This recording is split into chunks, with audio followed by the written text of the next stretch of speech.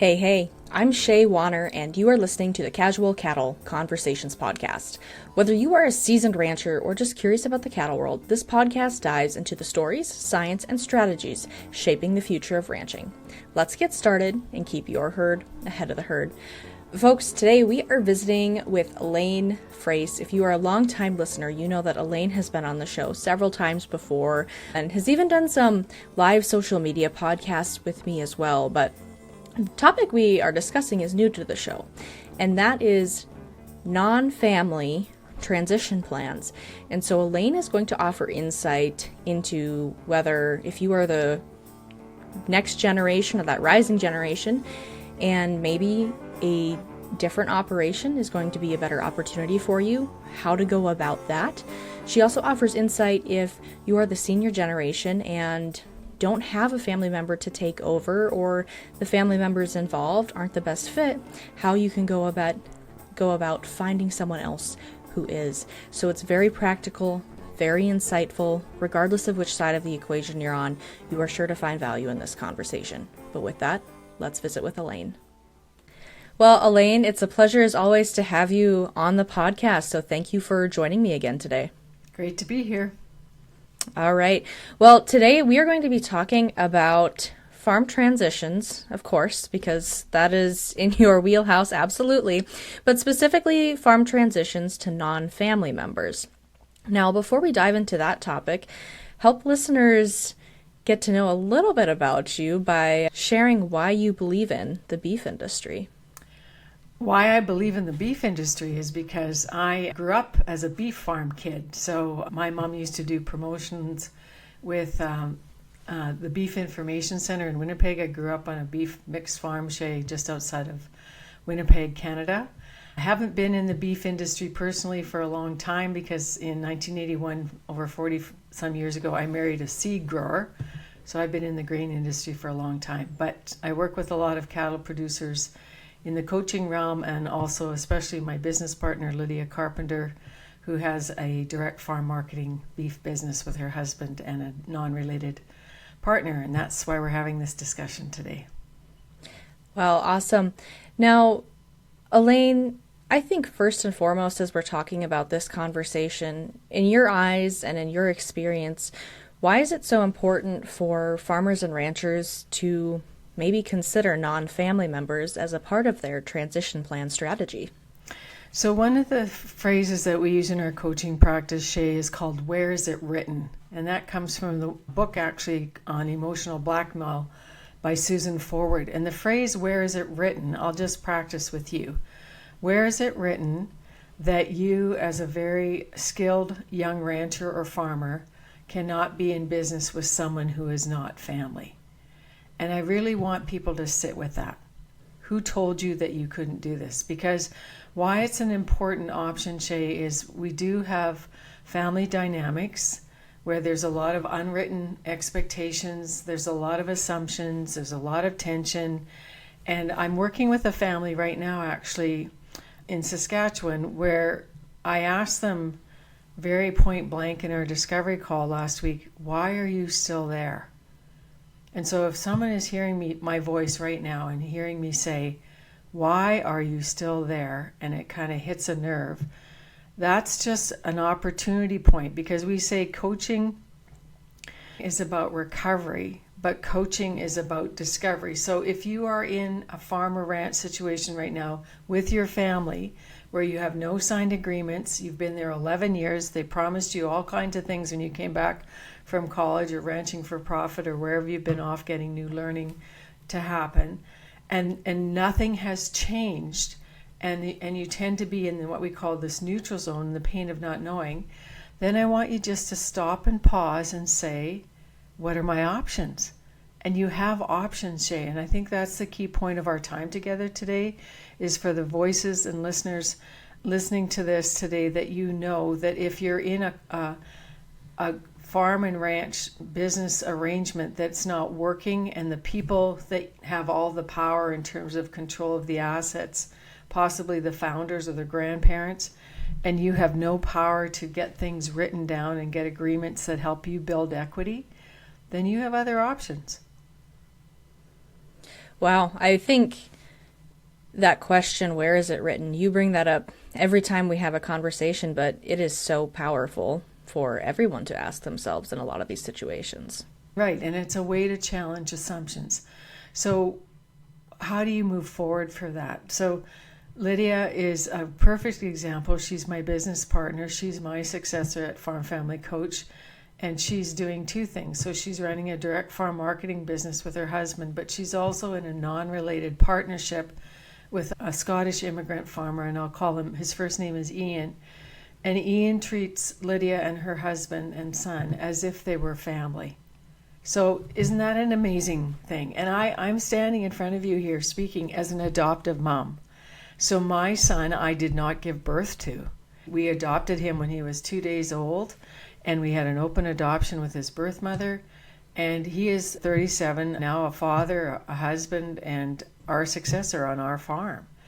And so, again, I just want to challenge, there's a lot of culture in agriculture that's not healthy right now, Shaye. And one of them is protecting the bloodline. Unless you're family, you can't be in this business. Well, that's not true in 2025. And we see farming and ranching as a business. And some of your listeners see it as a lifestyle. And that's fair.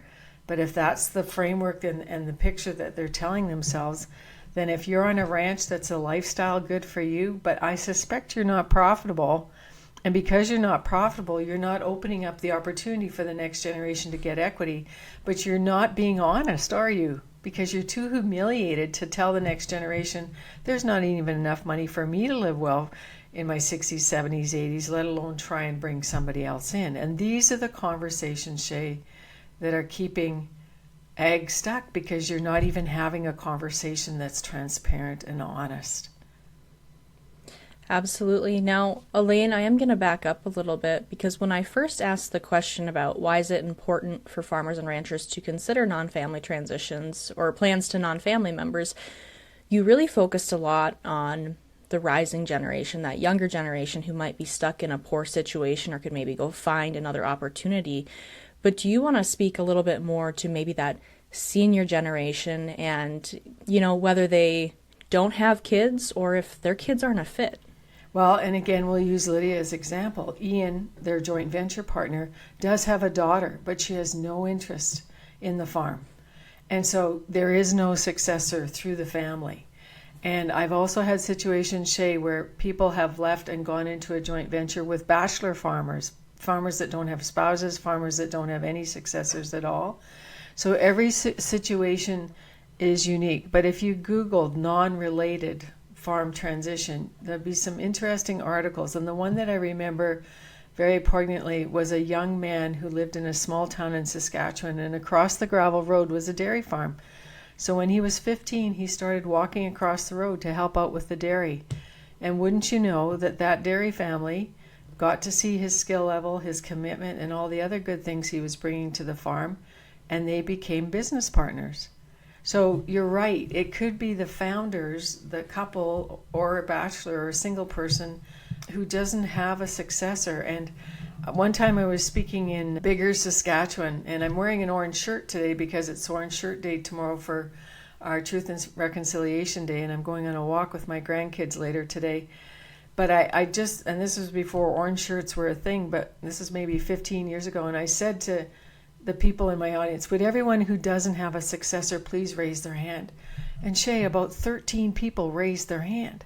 And I said, well, would you all get a bright colored t-shirt next time so that when we come to these meetings, we can come and have conversations with you and know that you don't have a successor? And so that's also part of the folks listening to this who are leasing, say, pasture land or leasing some kind of cropland.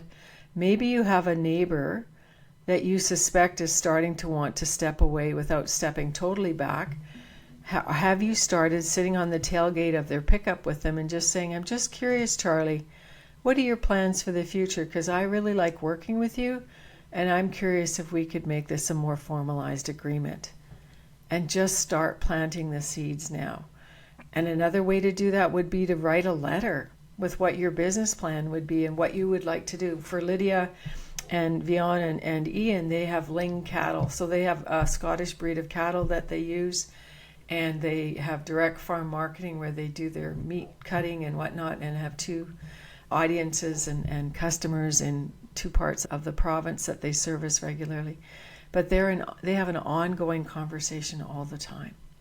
You kind of answered the question before I even asked it, because you said, if you are already leasing or have those neighbors where that opportunity might be, go sit down and have that conversation, write them a letter, do that. Do you think it's important for the rising generation to consider location? Do they want to stick around to be close to family, or maybe should they be looking for opportunities in other parts of the state or country, or maybe even in another country? That's a really powerful question. And again, in Lydia's case, her husband is from South Africa. Lydia's parents live 3 hours away. Ian, when he first immigrated to Canada, was in Alberta and didn't find what he was looking for there, so he moved to Manitoba. And so again, what is it that you truly want, Shaye? And I guess that's a good question for our listeners as well today. Do you want to have the best opportunity you can with business, with the equity that you can bring to the table? Because again, when you're in a non-related venture, what are you bringing to that relationship? And there also has to be a culture of helping one another, because obviously young farmers and ranchers today cannot pay full market value for assets, particularly land, right? And cattle markets, we know, are really hot right now at the top of the cycle, and getting into expanding a herd right now is a real financial challenge. So all of these economic indicators, you're going to have to weigh what is more important to me, getting started in a business where I'm in a relationship that I can really grow it, or do I just draw a circle around where I am, and this is as far out as I'm willing to go to be however distant you want to be from your family of origin. Okay. Is there anything else you want to touch on that the rising generation should consider or bring up if they want to start these conversations? Another thing that we really focus on, Shaye, is your ability to know your numbers and have financial literacy and transparency. So we have a membership site which does group coaching 3 times a month. Just recently, Lydia was sharing how they share the cattle herd. So the cattle, of course, are all tagged and identifiable. And when they go to market, there's a spreadsheet that shows which ones were marketed. But there's also a back and forth financial transparency and fluidity around invoicing and who's paying for what.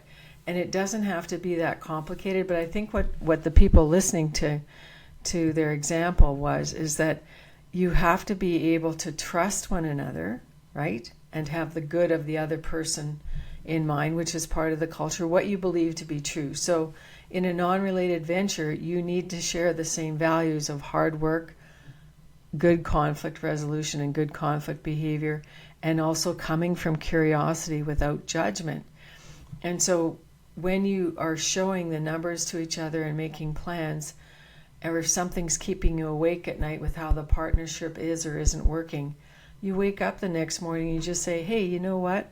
Last night I was losing sleep over the way that we're doing invoicing. I'm not really sure that we've covered all the bases. And in Lydia's case, their family, she's the one who does all the invoicing. So all the information funnels to her, and she's the landing point for that. And then her husband and their joint partner use their cattle skills and agronomy, and whenever they're doing their grazing rotations and all those other good things. So your question is, what does the next gen need to focus on? I want the next gen to understand how farm finances work and also get more financial literacy, and just put yourself into online courses or go to Ranching for Profit and learn how to find out, to know your numbers and what those numbers mean, and to be able to talk about them. That is a big conversation that I've had with folks from Ranching for Profit or the Noble Research Institute, and on a lot of different podcasts and in my Rancher Mind discussions, so thank you for bringing that up. Now, Elaine, in your responses, I also sense the importance of understanding what your own skill set is as well as your gaps. Do you want to speak to that? Well, many people in coaching, Shaye, would tell you to build on your strength. I think it's really important to focus on what your skills and your strengths are. I'm not a detail person. We actually have a coaching assessment we use from CR leader group called the personal style assessment. So my strength is being able to deal with people and get things done, but I'm very poor at attention to detail. And so I will never be the accountant or bookkeeper in this operation and never have been. So that's just an example of knowing what your skill set is, and you can hire out for some of that. So as I mentioned, Lydia takes care in their venture, she takes care of a lot of the invoicing and whatnot and has the relationship with the accountant. But she's not the one who's always out there doing a lot of the physical work, because she also is part of the revenue generating stream doing the coaching practice, because that's non-farm revenue as well, right? So I think there's a lot of tired next gens out there, Shaye, who are trying to do everything, and they've been told in their culture, you just have to work harder. And we've all heard the saying, don't work harder, work smarter. And so that's why I think it's good for you to sit down as a group with your non-related partners and think about what are our strengths, what do you love to do, where you're losing all track of time, because in coaching, that's called being in flow. And right now, what we're doing, speaking with each other, and if I'm speaking to an audience or if I'm writing, that's where I'm losing all track of time, because that's what I'm wired to do.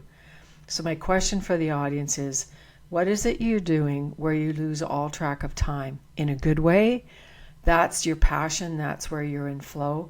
What do you absolutely avoid doing, and why is there a pile of invoices on your desk that haven't been dealt with? Well, that's because you're not a books person. You're not wanting to pay attention to detail, and somebody else needs to be hired out to do that, or you need to find someone else on your team who's really skilled at that. And it's not wrong. So here's the saying, different is not wrong. It's just different. So understand how you are wired and how that makes you an integral part of the team. And I think I would also add on to that, and you can tell me if you think differently, but, not only respect how you are wired, respect how others are wired. Yes, absolutely. Put yourself in the other person's shoes. And for older farmers and ranchers listening to this, Shaye, I want you to start framing your future as stepping back without stepping away. So even if you're 70 or 80, whatever your age, late 60s like I am, you have meaning and you have purpose and value, but you have to find out what your role is going to shift like as you go forward. All right. Now, Elaine, I want to shift the conversation back to that senior generation. How can they maybe start the conversation with a neighbor or someone else they see in the community, or know from other avenues that, there's potential for an opportunity? So we have this thing in coaching called getting ready, Shaye. It's part of the cycle of renewal that I learned way back in 2003 when I trained as a Hudson Institute coach. And getting ready means exploring, networking, and training and learning. So if you're the older person looking at who's in your neighborhood, you can give them an opportunity and use it as a test run. So what if you rent them out, say 80 acres or something, or you have a hay field that needs to be cared for, or you want them to do corn silage, or whatever your operation entails, why don't you invite them to work with you? And so first of all, you can test it out to see if it's a good working relationship. And then as you're working together, you can start exploring if your values are aligned. What do you think about changing our rotations? What do you think about using some new varieties? What do you think about whatever kind of expansion of the opportunity you want to give? Now, young people are very highly valued, Shaye, for their young backs and their energy, right? And their commitment. But they also don't know what they don't know, and that's where the older generation, I like to frame them as wise elders. So you want to have a young person or a younger generation working with you that respects your wisdom, but asks lots of questions. And you don't mind answering those questions, but it works the other way, because you need to ask questions as to the younger generation, because the pressure now, Shaye, is also showing up for family. See, a bachelor doesn't have a spouse and children to look after, right? That's a whole other dynamic of time and priority that the younger generation needs to manage. And they don't want to have to be working all the time because that's to the detriment of what the family needs. So we call this a polarity. So a polarity is an issue that will never go away, but just needs to be managed.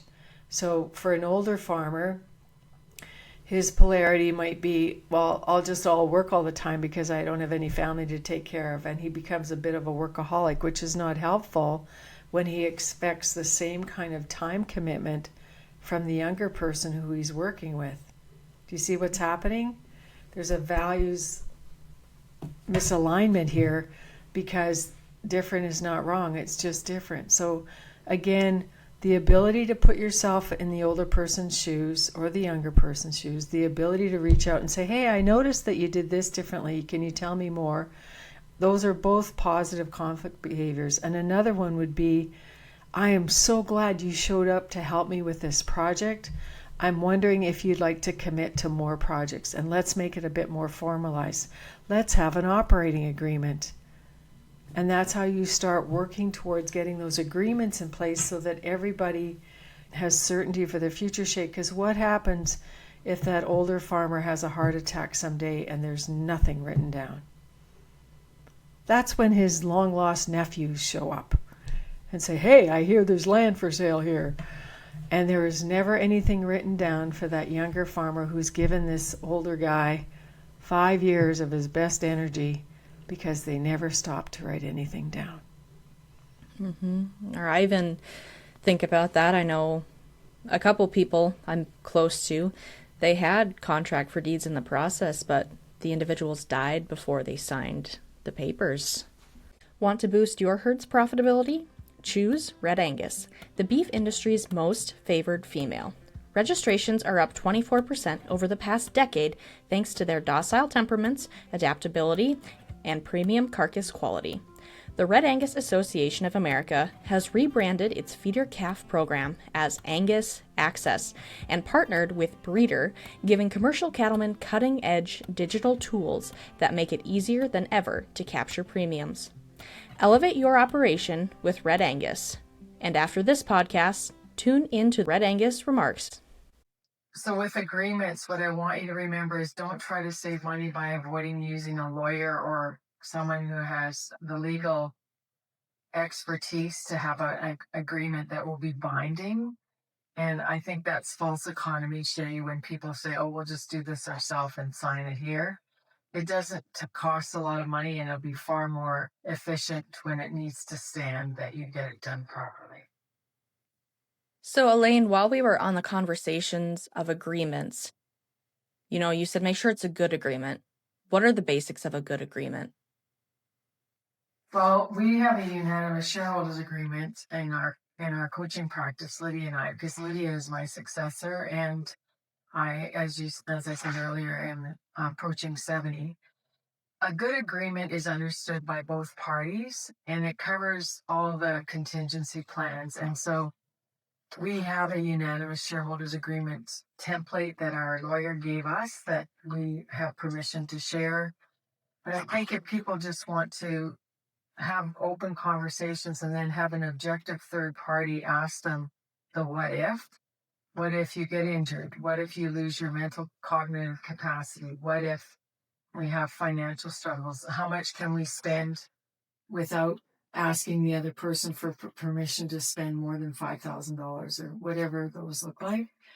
And again, Shaye, it's just so important that that is talked through and signed, because we've had some coaching issues lately where a more formalized structure of business, say a corporation, was put in place, but the accountant never helped them develop a shareholders agreement. And that's like waiting for a bomb to go off. Because what if your situation changes and you decide you no longer want to be a beef producer anymore and you decide to go off and do something else, but there's no buyout agreement, right? There's no exit strategy.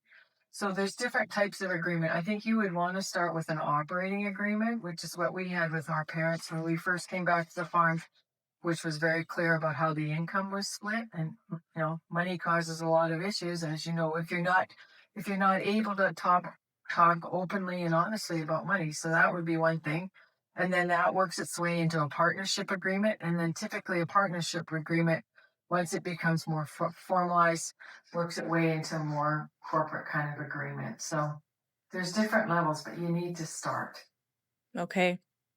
So, Elaine, in our conversation today, you've touched on agreements, expectations, and of course, understanding what you really want, whether you are whichever generation you belong to, right?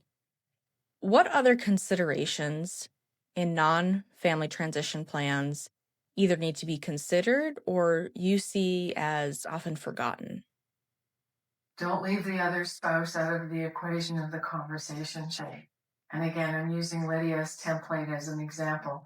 Ian's wife is very supportive of the arrangement of having a non-farm party. Lydia and her husband have a son who's only 7 or I think he's approaching 8 years old soon, but he's young and he may be next generation, but they don't put pressure on themselves for that. They deal with the current reality. And so again, communication, I think you've all heard Brené Brown say, being clear is kind. So the more conversations you can have with all of the family that is impacted by this non-related joint venture, then I think that just opens up the pathway for success because there's no assumptions. You want to open up that pathway to not have assumptions, Shaye. That's just so important.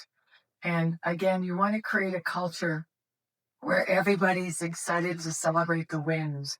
So even though you're not family, you're excited that the cattle have had a great birthing experience, or you're excited that the rotations are working, and you're excited that the changes you've made in the feed rations have given you more success, or you're excited that you've got another business opportunity. And I think people want to see neighbors do well together, Shaye, because we have way too many sad stories of people protecting what they have and not opening up themselves to other possibility.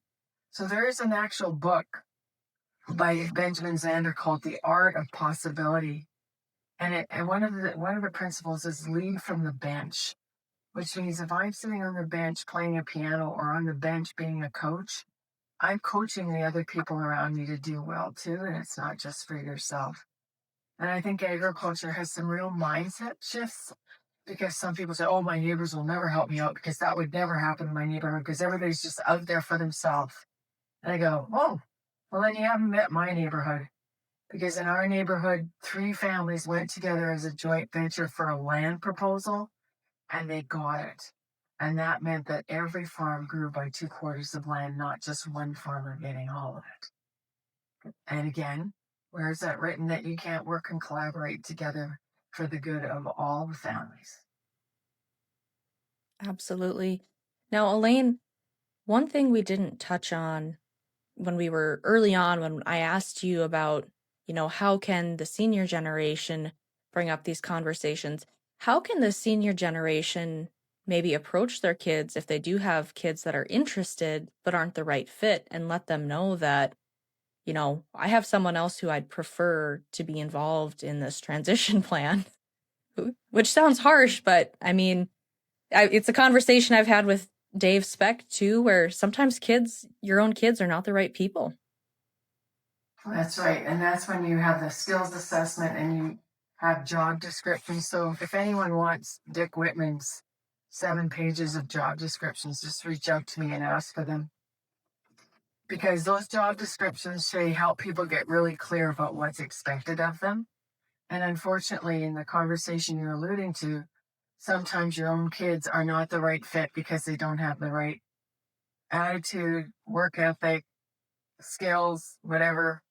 Maybe they have a spouse who doesn't want them to be a beef producer, right? There's all different kinds of things that can be happening for that person. So again, I'm giving you hard news. We don't want you to be part of this farm business, but that doesn't mean that there isn't an opportunity for you in a different place. We're letting you go. I also, while you were asking me that question, Shaye, in my head was thinking, get me to a coach like get somebody seriously from like what we do in facilitation to help you have that conversation, to get you prepared for why you want what you want, to get your son or daughter to prepared to be able to accept hard news. And then the facilitator coach holds you both in the same space. And this has just happened to us. And I won't tell you which sector it is because it's confidential, but I'll just tell you that we were hired by the father to say, Elaine, I have all these successors, but I have to know if I'm going to make some big business moves, who's committed and who's not. And wouldn't you know, the key person was no longer committed. They wanted to do a totally different career path. And so you have two choices: to be angry and upset that the dynamic is changing, or the other choice, which this family said, great, now we know exactly where everybody's at. We can celebrate the fact that you need something different for your own heart and passion and for your own family with small children. And it was the meeting, when we went around at the end of the meeting, they said, oh, Elaine, I was really anxious about this meeting. It went way better than expected. And I said, well, I would say it went way better than expected because each of you was prepared by the coach to ask and be really clear about what you needed so that when you came to the meeting, it wasn't a surprise because everybody was prepared to accept what the answer was of the other family member. So that's setting up a different dynamic, Shaye is saying. And then the other problem, of course, for this family is that the neighbors are going to have an opinion. Oh, I heard your kid's not going to be taking over the ranch. What's with that? Well, my son or my daughter has chosen to go a different path. And with our blessing, because we are more concerned about being rich in relationship than we are about doing what other people expect of us. This is what's best for our family. Absolutely. Now, Elaine, before we wrap up our conversation today, do you have any final thoughts that you want to leave the listeners with?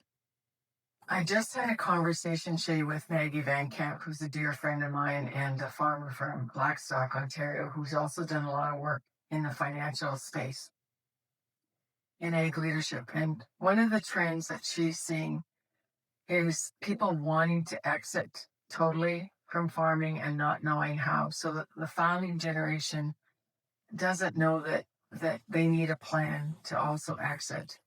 And then, of course, the other thing that's hard is because land values and cattle prices are so high, the financial stress and the debt servicing issue is a thing, right? And some people have, I just heard a comment, I can't remember where it came from.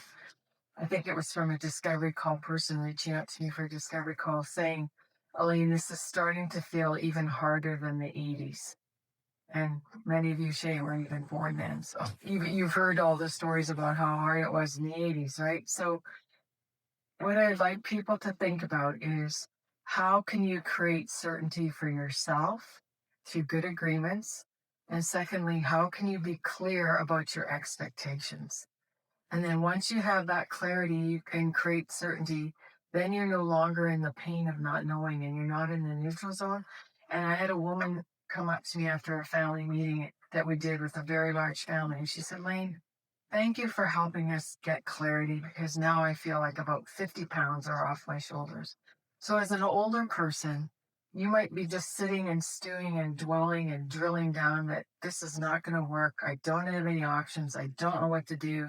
I'll just keep working harder. I would really challenge you to say no. Reach out. Tell people that you're having difficulty letting go.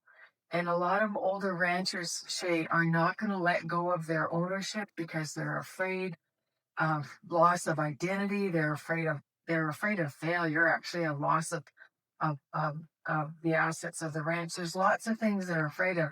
So start asking more kind, compassionate questions and saying, you don't look like you're doing very well right now. What's keeping you awake at night? Would you like to talk about it? Or would you like to have someone help us talk about it so that we can start looking at attacking the issue of what needs to let go and how can we move forward? Because people do not let go of property roles, horses, cows, anything, Shaye, unless they have something better or more rewarding or exciting for the stage they're at to move toward. And, I don't know how many ranchers are really looking at what the next 5 years, what they want their life to look like. Because usually when I ask a rancher, Charlie, what do you really want? His first response is, I don't know, Elaine. I just gotta go to the cows. And that's the self-awareness piece, Shaye, I think is really important to start. And also planting the idea, what would it look like if I didn't work on weekends? Or what would it look like if I took 3 months off in the winter to leave the ranch? Would you want to manage it? Like just putting things out there and start playing with possibility and what the emotions could be. All right. Well, Elaine, as always, I appreciate your perspective and willingness to share your experiences and thoughts with the listeners out there. I will be sure to link your website in the show notes. Is there anywhere else you'd prefer listeners go to get in contact with you if they want to reach out? I love people actually calling me. People say, oh, you actually answered the phone. Yes, that's what I think phones are for. So my text number is 204-534-7466. But another great way to reach out is actually just to go to the website at farmfamilycoach.com, fill in the contact sheet, and we're happy to do a free discovery call with any rancher listening to this, Shaye. And also in early October, our membership card is open because group coaching is also a way that we can make a larger impact. And in our website, you just have to hit the membership tab to learn more about that. So thanks so much for inviting me back. And shout out to all those ranchers out there and cattle producers. You work long hours, you love your livestock, and you want a good return for your energy. But please also take really good care of yourself because it's your farm, it's your family, and it's your choice. And hopefully as a coach, we've given you some ideas to make good choices to get the life you've always wanted and to have harmony through understanding. So thanks for your time today, Shaye. Absolutely. Well, folks, you can find all that information in the description as well, along with any other resources that may have been mentioned throughout the show. Now, remember, the best way to support this podcast and all your other favorite podcasts is to leave a rating or review, and better yet, share it with a friend who's going to find this valuable, because podcasts grow best by word of mouth. But with that, happy ranching, folks.